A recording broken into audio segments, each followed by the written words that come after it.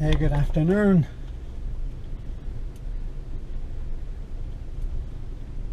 I'm off to Taliban. I've got some stuff that I want down there. And I'm looking, everybody else is out. So I'll try and speak louder this time because people seem to complain about we're on the GoPro right now, and I made an agreement with Beth. I said, if you keep the GoPro charged, which we don't, I would do regular in the car videos, which we don't. So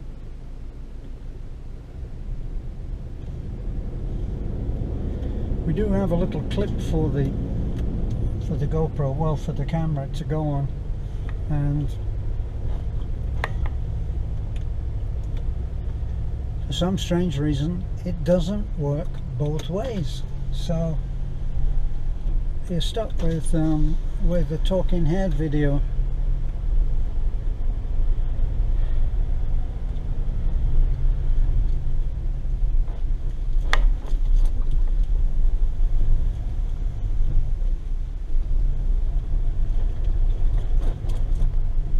So right now what we're doing is we're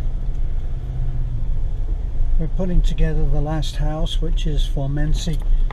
Mency is a pretty lady who is very intelligent. She's one of our, if not, yes, let's not say our best student or intelligent student, but certainly she is right up there in the top. She's articulate and intelligent, can talk, and she has been a great help to us in leading the proceedings when we've done a handover. So she and, oh gosh, I am not good with names, especially when it's 30 or 40 women that I really don't know. Kids like Luann and Dat we're very familiar with, and of course LJ and Lovely. Well, we don't have to worry about LJ anymore. And I'll put my safety belt on, if only to stop that nagging noise. Actually, I do quite enjoy the solitude of driving to Taliban myself. The truck is a pleasure to drive, and so it's not a great hardship. Actually, one of the videos that I thought would be, one of the subjects that I thought would be a good one, would be to talk about how it works between Beth and I. Now, for those of you who've been with us from the start, you'll know that there is a 50-year difference in age between Beth and I, and you'll probably be able to work out that the older of the two is me. And how does it work? I've said it so many times, but when I first saw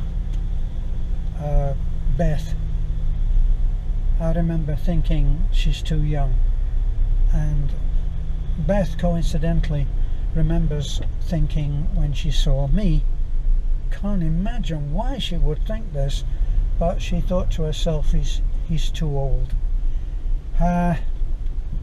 Then came the power of communication. We talked a lot, and we talked a lot during let's say a stressful time, because it was the day of the earthquake. Is that, what's that, 2013 in Cebu, and Cebu was hit not that badly, but it was certainly scary enough. And after that there were, it seemed like 100 aftershocks, and The hotel that I was in had an alarm which every time there was an aftershock, which was literally every few minutes, we were ordered out of the building. So much of the time was in the foyer, and then would come the alarm, and we'd have to go and stand outside until the thing stopped shaking. Actually, coincidentally, about 2 or 3 days ago, we had quite a shock, earthquake wise, at the house. We were talking in the house, and then suddenly it was what I call a snap. It just went bang and lasted maybe 2 seconds, and then nothing, and of course no damage at all. So why does it work? You know, it's there's so many there are so many theories about what does and doesn't constitute a good marriage, and most people would say that having an age gap of max would be 5 years. And let me see, we broke that rule a little bit by a count of 10 by it being 50 years. And as I said, I couldn't see how it could work, and neither could Beth, but we liked each other. And when you first meet anyone, if it's for an extended period of time, you get to exchange a lot of what your beliefs are. And even though at the beginning much was made of the fact that I was not a declared Christian, and of course Beth is a born-again Christian, and they have they have quite strict sort of ideas, rules on what constitutes a Christian. And you must of course have acknowledged Jesus Christ as your Saviour, as your Lord and Saviour. And I didn't find this important at the beginning, but what was important was that Beth and I shared the same beliefs on right and wrong, and that is the most important thing. So when I'm talking now about why it works with Beth and I, many people that write to me saying, I'm a little concerned because the difference in age between me and a lady that I have grown to love a great deal over the past even weeks or months, and the age gap is great. And some would say 10, some would say 20, some would say 25, 30, and so on. But I always beat everybody on that by it being 50 years.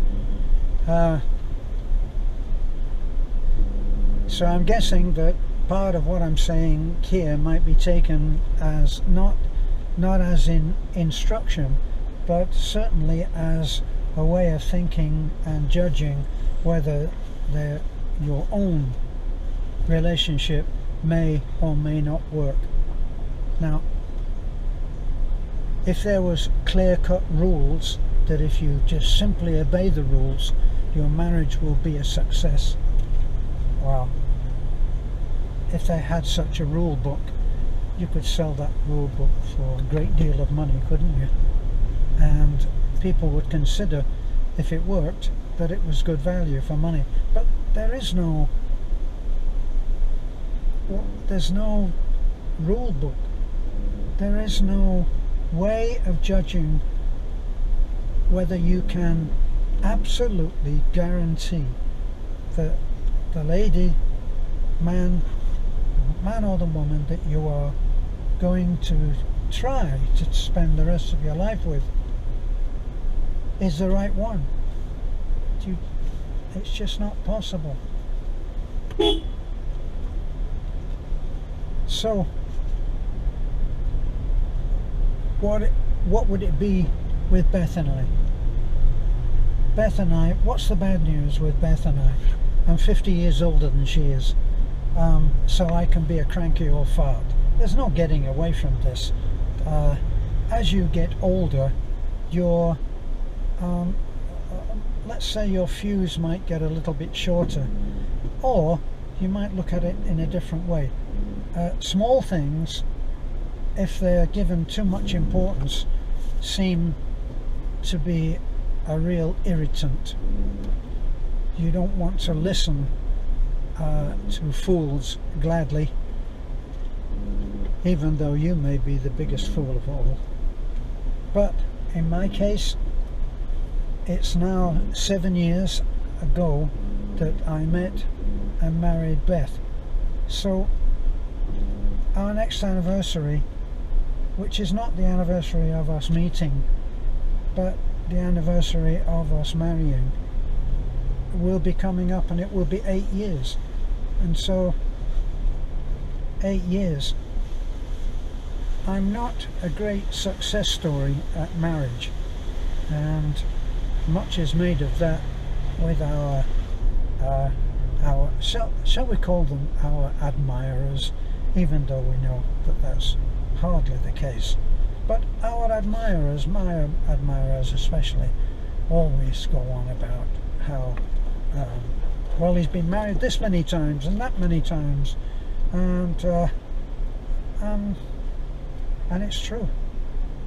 I made so many mistakes, and it wasn't because the women that I was married to were all wrong, because it's never all one.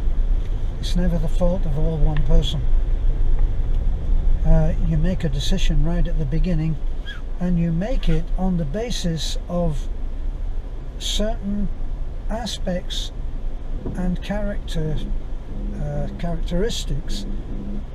of the person that you're looking at.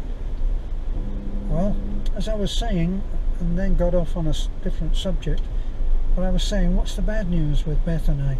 Well, the 50 years. That's not a good thing, because it means that things will change drastically.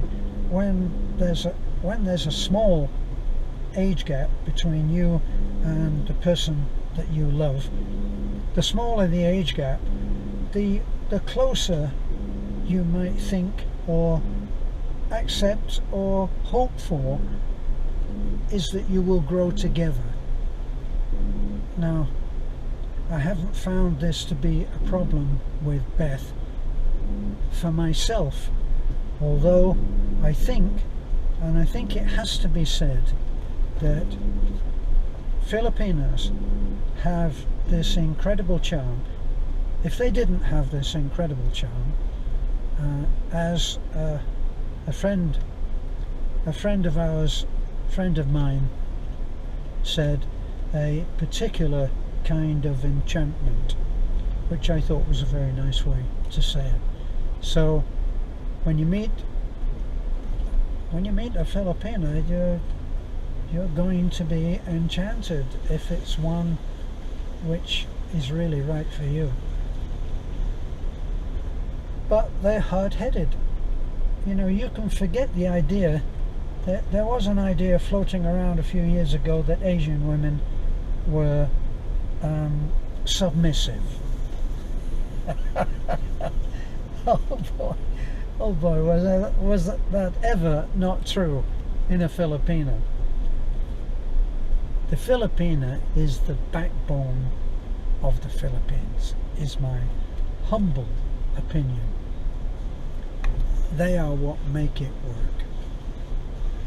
And this was what I've found with Beth, certainly. Now, one of the aspects of Sorry, I'm being a little bit careful. There's a bunch of kids there on either side of the road. So one of the aspects of Beth and I is that the great difference in the age means that the likelihood is that I will be leaving hopefully for a better place sooner than she is. So the way that we handle that, the way that I handle it, because I think that Beth, with all of the optimism of youth, tries not to think about the fact that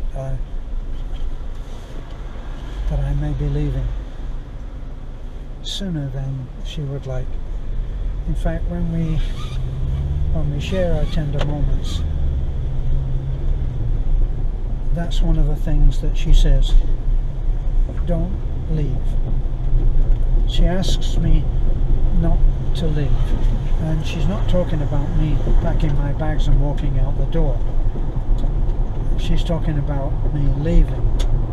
And even though I don't have any plans to effect that kind of a leaving, we know it could happen. What's that song? Everybody wants to go to heaven, but nobody wants to go right now. Well, that certainly is true in my case, because I feel that I'm the most fortunate of men right now in what I have, in the life that I have. I don't look at, I remember I used to look at the jet plane flying overhead at 30,000 or whatever it was, and I would want to be on it. Sometimes I would want to be on it without knowing where it was going. Just take me anywhere.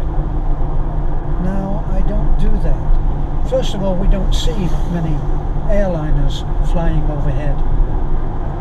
We're not